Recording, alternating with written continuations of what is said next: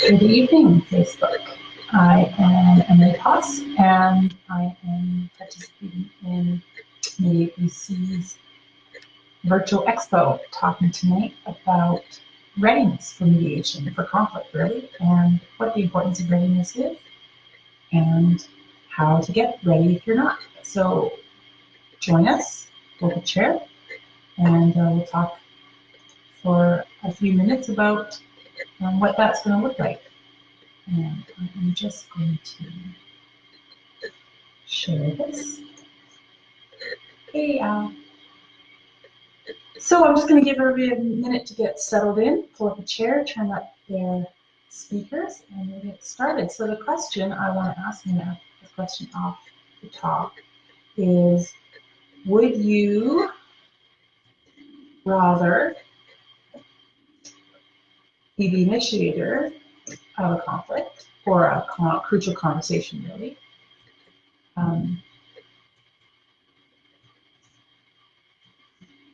Or would you rather be the receiver of someone else's initiation?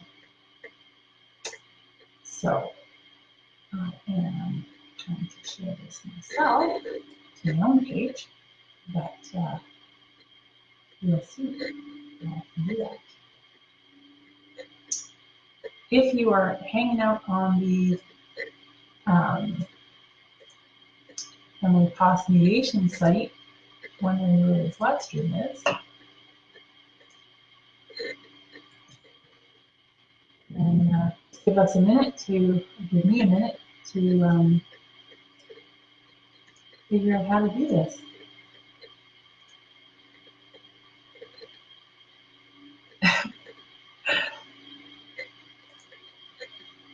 So, all right. So here's the thing about readiness. When you think you're ready, sometimes you're not ready. I had planned to share this from my professional site, and then in the end decided that sharing it from my own site might get a few more members of the audience. And so I decided to go with that. But now I'm wondering whether or not that was the right call. At any rate, you're here, and I'm glad you're here. And so let's talk a little bit about readiness. So what do I mean by readiness? When I'm talking about readiness for mediation, I'm talking about being in the right cognitive space to engage constructively with the matters at hand. And so what I often see in mediation, family mediation, particularly separation, divorce mediation, but also with those difficult conversations you have to have with family members over, maybe changes to older relatives' care, or a boss or a coworker over changes to workflow. There is a readiness piece that comes, particularly because one party is the initiator of the change, and the other person is sort of in the space of having to react. So what we often see in family mediation is that things can be degrading in the relationship for a while. Everybody kind of knows that it's not really working, or that you're having conflict, but that doesn't necessarily translate into a separation or a breakup until one person acts as the initiator to say, this isn't working, we can't carry on, we have to make a change, and the change that they suggest or propose is some sort of separation. And as the person receiving that, it can come as a real shock, a real surprise, a real, kind of really is coming out of left field. Whereas the person who initiates that change, they've had the time to think and to process and to contemplate what it's going to look like and what is it going to be like if they actually pull the trigger and make that change. And so when we're coming into a mediation sphere, what is very common is that one person has had that cognitive space, they've thought it through, they've gotten used to the idea of what it would be like to be separated, and then they present that to the other party saying, okay, we're done, I'm going, or you have to go, one of those two. And that person has not had the time to get into the cognitive space where they can engage constructively. And so sometimes we have people coming to mediation not really ready to engage in the substance of the things that they have to deal with, because they're still in that initial kind of shock and awe stage. And so what does that look like? That can look like people who want, they say things like, I really want to get this done, or we've got to get an agreement, or I can't live like this anymore. And that isn't necessarily a sign of readiness. That can actually be a sign of lack of readiness, because they're in a really reactive space. They're in a space where things hurt, or they're uncomfortable, and they want that to end, they want that to change. And so they're willing to kind of do what it takes to make a plan and make a deal so that they can stop thinking about it. But that's not really a ready space. It's sort of the beginning of a ready space. A truly ready space is someone who can be proactive, not reactive. Someone who can sort of look forward into the future and think about what are the impacts of decisions that they're going to make, going to look like. So what do you do if you aren't ready? What do you do if the person with whom you're in a conflict is not ready? Because as the initiating party, you are not able to force readiness into the other party, but you can support them in getting into that process. And so what does readiness look like? So readiness looks like calm, cool, and collected. And I don't want to misconstrue that. That doesn't mean that you're emotionally engaged with it. We don't conflict over things that don't emotionally engage us. There's no point. There are all sorts of things that happen in the world that don't trigger us, that we don't engage in, because they aren't relevant to us and they don't sort of touch who we are or what's going on with us. But conflict does. Conflict cuts to the heart of the things that are most important to us. And so when we think about readiness, I'm not saying that you're unemotional about it. But I am saying that you are not in high escalation. So you're not in that fight or flight, high reactive space anymore. That is a space that is the side of your brain that cannot make plans. That really high reactive, you're not in a good negotiating space.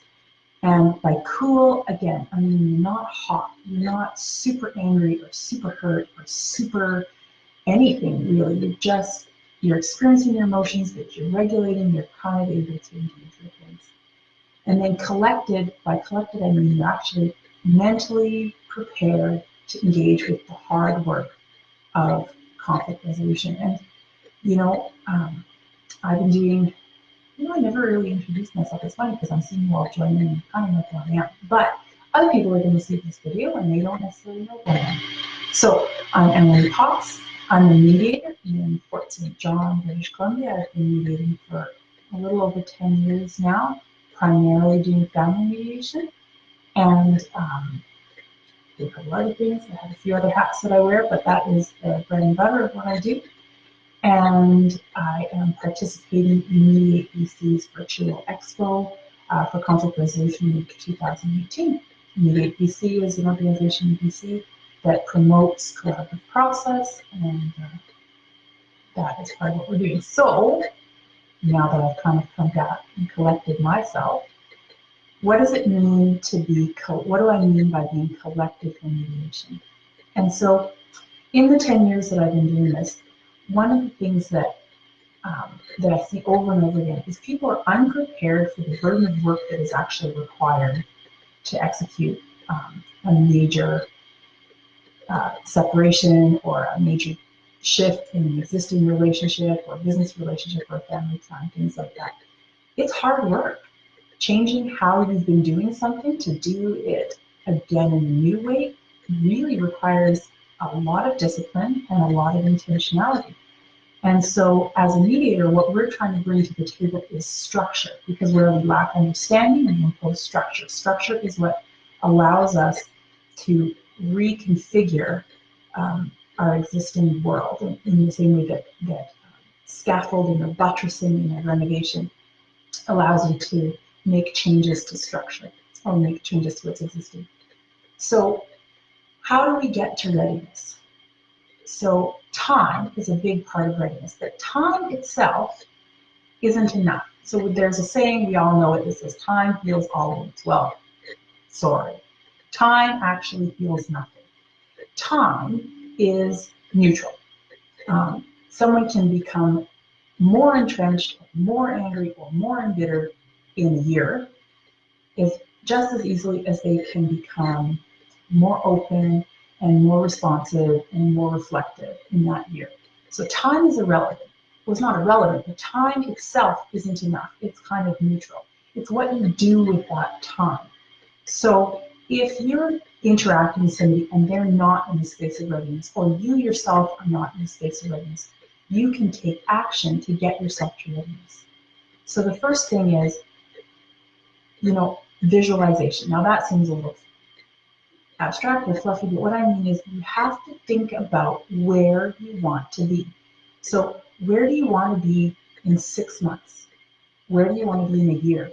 Where do you want to be in 10 years? Where do you want to be in 20 years? It's an exercise I do with a lot of the parents I work with is, and particularly when you're dealing with parents of small children, is to think about who they want the children to be as adults.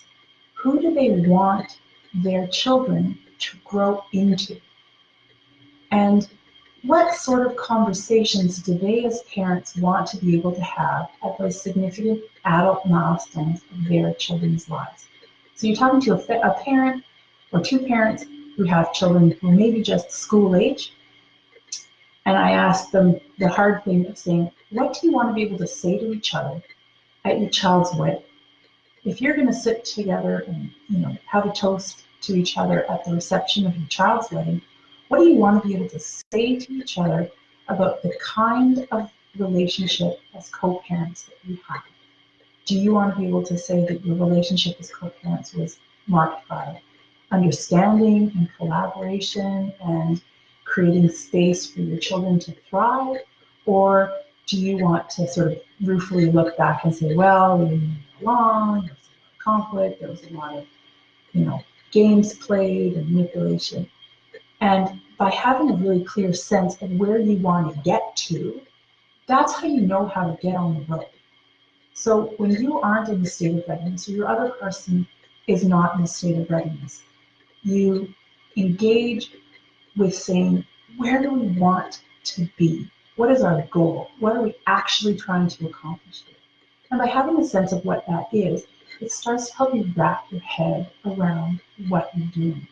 Because while lots of people lots of little kids lie awake at night imagining their own children or the house they might live in, or what their wedding, little girls imagining what their wedding is like. I don't think anybody as a young person or a teenager or even a young adult lies in bed at night thinking, I wonder what my divorce will be like. I want to imagine what my post-separation parenting structure is going to look like. Nobody imagines that. That's not the dream that we have for each other or for ourselves. And so sometimes just requiring yourself to mentally try on what is life going to look like under this new structure, under this new reality. And that can be true for conflicts like dealing with an aging or ill parent and interacting with your siblings about that. Trying that on for size about saying, okay, what would it look like if we had this beloved parent, if they needed to be in some sort of full-time care? What if they needed to move in with a family member? What if they couldn't be in their own home anymore? They couldn't drive? What would that actually look like? What would the ramifications of that actually be? And how would we engage with that? By visualizing, by sort of trying it on for size and walking it out through to what the various permutations of that could be. It gives you a framework, it gives you a space to sort of place those things and to think about how you might even feel about that, or what you might do, or what questions you might have about that. And so visualization is a really important part of getting yourself mentally ready to engage with those things. The other thing is information gathering. When parties are looking at creating two households out of what has been one household, sometimes they just don't actually know what that could possibly look like. It's very common in marriages that one person is sort of the administrative person, and that doesn't divide along gender lines. That seems to really float depending relationship to relationship. Someone is going to be the sort of the administrator that deals with the bills and knows what the mortgage is at and knows what the investments look like and knows when the car insurance is due and that kind of thing. The other party might not have any of that information. They might not even know that they don't have that information. And so one of the tasks that I have people do is think about, okay, what are actually the day-to-day pieces of information you need to have, and what are the ones that you don't have? Do you know what the mortgage is at? Do you know who your insurance broker is? Do you know when your insurance is due? Do you know how your property taxes are paid? Do you know where your life insurance is held? Do you know how, if you can make changes to that? That kind of information gathering helps you make really good decisions. And part of that information gathering is bringing in information from other subject matter experts. So getting good, specific legal advice is an investment in good decision making. Talking to your accountant, talking to your tax preparer, talking to your boss about what options you might have in terms of work flexibility, leaves, or counseling support, any of that kind of thing, to bring the information to the table so that you know what are all the moving pieces that you're actually trying to deal with. Because it can be really overwhelming. And I acknowledge that the information gathering part, for some people, I'm an information hound. I want to know all the information. I want to gather it all up, like little, chips at a poker table. I want to have all my information. For some people, that's really intimidating. They just feel like they're drowning in information. They don't know how to sort it. They don't know what they're doing. And so in those cases, I would say, figure out a structure that works for you in terms of what can you handle. Can you say to yourself, today I need to figure out this, and just do that. Put it aside and do something else. Today I need to figure out this. So you have to be really responsive and sort of self-aware about what your capacity is. And then the last thing is having a support network. And so having a support network, having people who are in your corner, who can support and encourage you, who can help you be reflective about decisions, can help you maybe compile some of that information and come alongside of you to support you, or even talk through with you some of those visualization pieces, some of those things around what's life going to look like and how are you going to create a new future that's different than the one that you imagined. And so having a support person, and support people are great, and family and friends are great, but also the best kind of support people are the people who are there as your soft place to fall, but also as your reality check. So it's great to have people in your corner who are like, oh, the other person is totally wrong and you're totally right and there's nothing that they can do. But you know what? Having support people that say, okay, well, you both own part of this problem. You both own part of this solution. And I'm with you 100%. You don't have to worry about you going anywhere, and you can cry or yell or stomp or rage or do whatever you need to do to pour out the vinegar. But they're not there to just stoke the fire. And so gathering those people around you that can support you in this is a really important thing.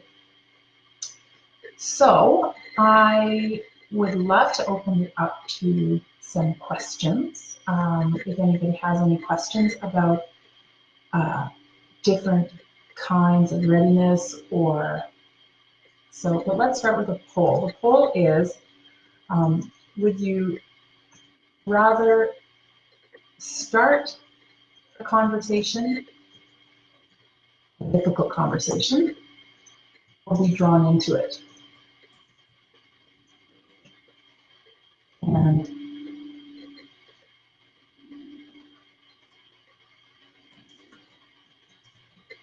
so I'm going to ask that poll and see what people think. This is all very new to me, those features. I didn't know Facebook Live had features, and I have a really bad glasses glare from my computer screen. But it's so fun to see all the different faces of different people on the Facebook Live. So thank you so much for joining in. Ooh, so far, universally, everybody wants to start the conversation.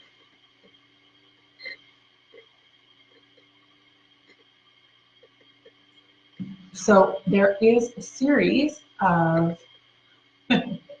Facebook Lives that are being held as part of this virtual expo that is happening, and it's a really neat opportunity actually to hear some different things. There's a number of colleagues that have expressed interest in, or have expressed some really neat points of view about different ways to engage in conflict. And so I really do recommend that you check out some of those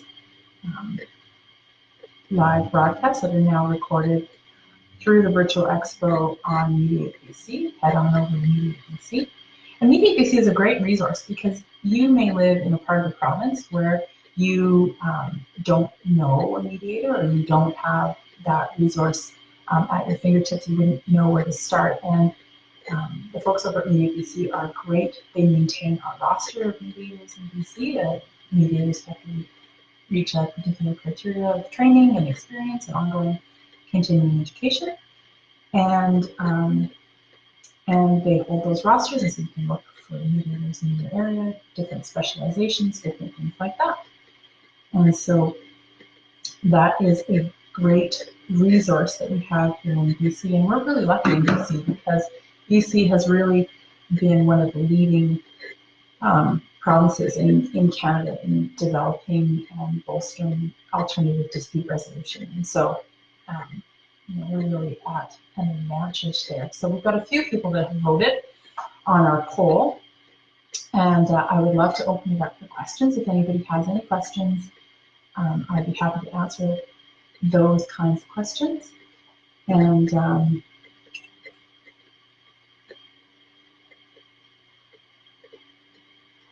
pardon me, I'm getting fogging up. So one of the scenarios that I see really often is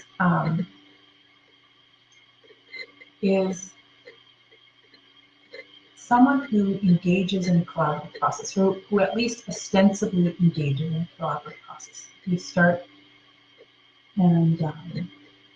start a process, and the words that they're saying to me in the orientations are like, oh yeah, they want to make an agreement, they want to sort things out. But as they engage in the process, there is a tendency that happens with we'll be discussing something. So say we're talking about a parenting plan, we're talking about parenting schedules and who's going to take on different tasks and what that schedule is going to look like. And then we come right up to the point of committing to a plan and making an understanding on something, and they will pivot. And they'll say, okay, but what about this? And they'll change the subject. And so what can happen is that you have these really elaborate, engaged conversations. But what happens is that in the summation, you never actually getting to a point where you're saying, this is what we're going to do. And that is a real red flag for lack of readiness. And one of the things as a mediator, my training and experience has helped me to do is to identify that sort of leapfrogging style of conversation. You're talking about a lot of things and it feels like you're really engaging in something, but no, you're never really willing to pin down what you're going to do or what your outcome is going to be. And so as a practitioner, I'm alert to that to say, okay, we need to actually make a commitment. We need to actually decide something here. And sometimes you need to just start deciding. It's like anything else. It's like, it's like folding origami. The first couple are kind of rough looking, but you get into the habit of it. And so that is one of those pieces where having someone who has some experience and training can really help move you along if you feel like you're having that circular, never-ending conversation with somebody. So we have some great questions here. Al Luigi has asked, how would you think capacity affects readiness or affects affects or affects readiness. So capacity is a huge reality that for different reasons, different participants may have more or less capacity to self-advocate or to engage constructively with conflict. And so sometimes those can be temporary capacity things like high emotion or illness or incapacity, but other capacity issues can be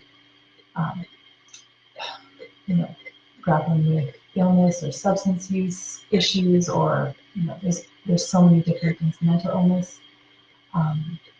There are so many things that affect people's capacity and engagement, and that is the reality in mediation all the time.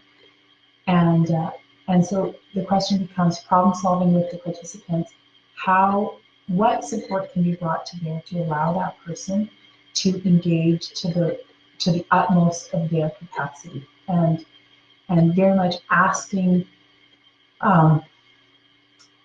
participants and the people who are trustworthy for them about what the limits to their capacity is. I've had, sometimes that means having lawyers in the room, when parties are willing to do a collaborative law mediation, where they've got lawyers in the room, that's a great thing. It's a great resource. It can be a very effective way of moving through issues very efficiently.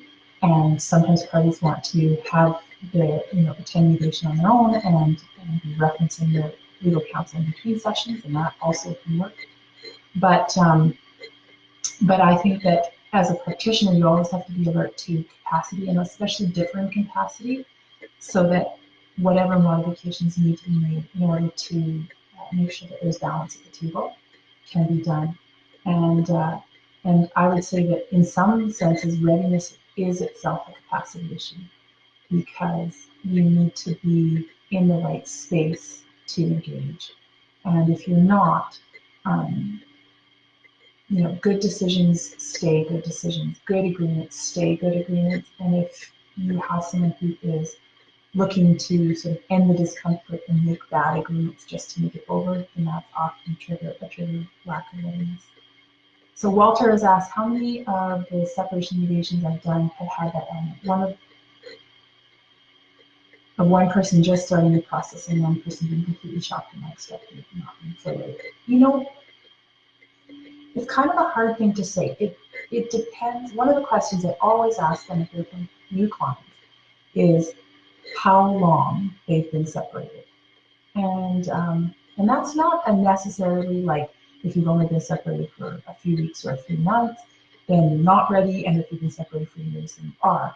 But that is sort of the first clue to me about where somebody might be in the scope of readiness. And the other question I would always ask is, who was the initiator of the ultimate separation?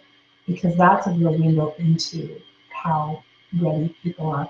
But I would say the majority of the time, when you're at that really near-term, fresh breakup, I would say almost all the time, one person, the initiator typically, is just a bit farther or maybe significantly farther along their readiness arc than the other person is. Because there's a reality of grieving what you believed your life to be. I think we can never underestimate the impact of conflict on our own identity and how we see ourselves in relation to our spouse or to our family or to our friends, how we see ourselves in relation to the world, how the dreams that we have for our family or our life, how we imagine things unfolding. Those really cut right to the heart of who we are and who we see ourselves to be. Even things like how we see ourselves as resilient or coping or being able to confront change, and sometimes significant change like that really illuminates to us that we maybe didn't have the resilience that we have, or the strength that we have, or things like that. And so, I would say, Walter, that the majority of separations have some element of readiness disparity in them. But the question is, what do we need to do to overcome that? How does less ready person be supported to kind of come up to speed to make good decisions? And also, how does the more ready person kind of create the space for their other participant to get there? Because there is a finesse in there. You know, an unready participant doesn't get to just stonewall indefinitely because they're not ready. Having good boundaries, having clear understandings of saying, okay, I want to do this collaboratively. I want to work with you. But we aren't just going to wait forever to get you to a place where you're ready to engage with it. And so, so what can we do to help you get ready? And what will we do if you're not ready? And what is the right period of time where to wait? And everybody's going to have a different sense of that, right? When parties ask me, you know, what is it going to take to get their separation done? I will say it's going to take more time than you think and more effort than you want. And it's probably going to cost more. And that's not because of mediation costs anymore, but just in general, there is a cost to your life when you do a massive family reorganization like this. And that's just the reality. And if you can come at it understanding that there is going to be a cost, that there's going to be time cost, and there's going to be emotional cost, and there's going to be a financial cost, and think really clearly about what you can afford across all of those things and what you need to do to bolster your resources. Do you need to have, you know, how are you going to have the time to engage with this? How are you going to have the financial resources? You know, what might need to change in your life to make it possible to make this change? And that's where having that visualization, that long-term goal on really what you're trying to accomplish. Because in the end, it's not just about being apart. It's about each of you wanting to live the life that you are trying to live. And what is that actually going to take? And what is that going to look like? A more knowing what you're trying to accomplish when you start looking at a reorganized family structure or a change with a family, you know, ongoing relationship change with siblings or with parents, or even a employment situation change or a business partnership change. Having a really clear idea of what you're trying to accomplish, like at the end of it, what do you want to result from that, is your best way of knowing if this is actually the way to do it. I have, rarely, I have had participants who in mediation realized that the marriage that they had built together wasn't working anymore and it could not last, but that they could in fact rebuild a different relationship that they were both willing to stay in.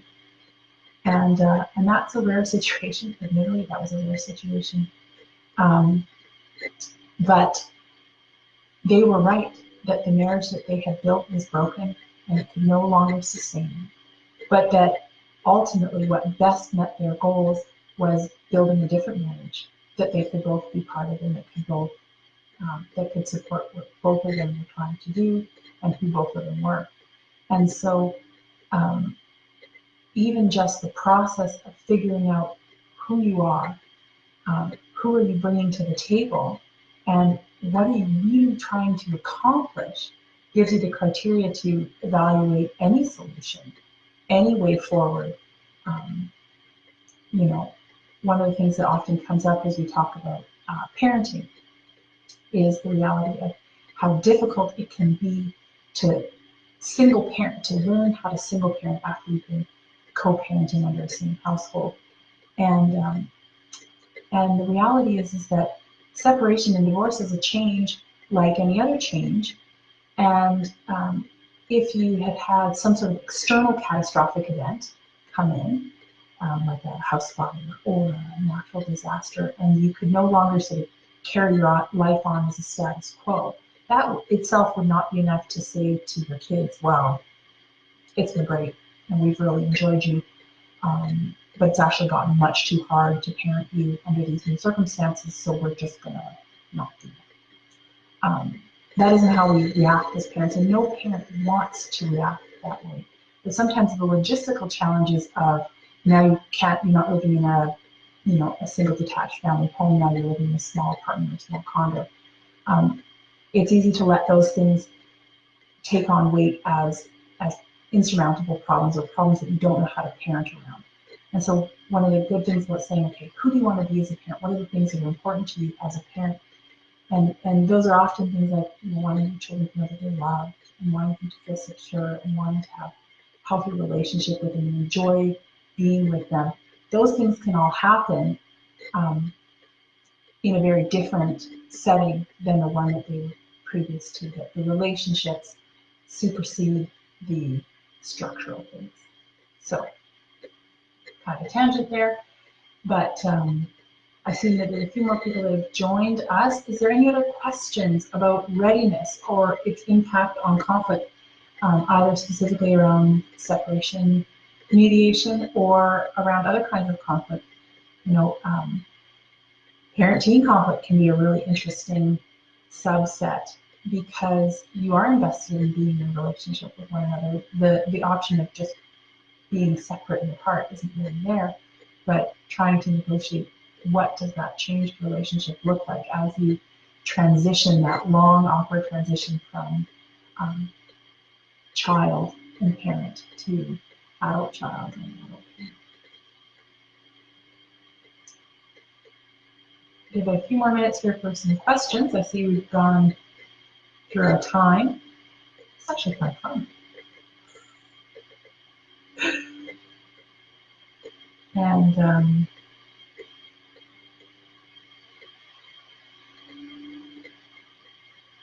well, I think that might be the end if we don't have any more questions. It was lovely to see all these familiar names popping up on the sidebar here. Thank you all so much for tuning in and giving me the opportunity to give you a glimpse of kind of what we do. Mediation is a solitary profession, and by the nature of confidentiality, we don't disclose. It's important that we don't disclose what's going on in the mediation room. And if you're doing your job right, even the participants aren't noticing that you're doing anything. So I appreciate the opportunity to talk about it. I love mediating. I love to watch people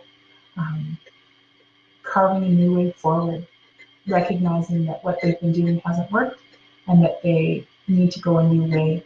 And when you start to see that happen, you start to see them building a new way forward, crafting a new way forward. It's wonderful work, and it's a privilege to get to do that work, to be invited into people's conflict.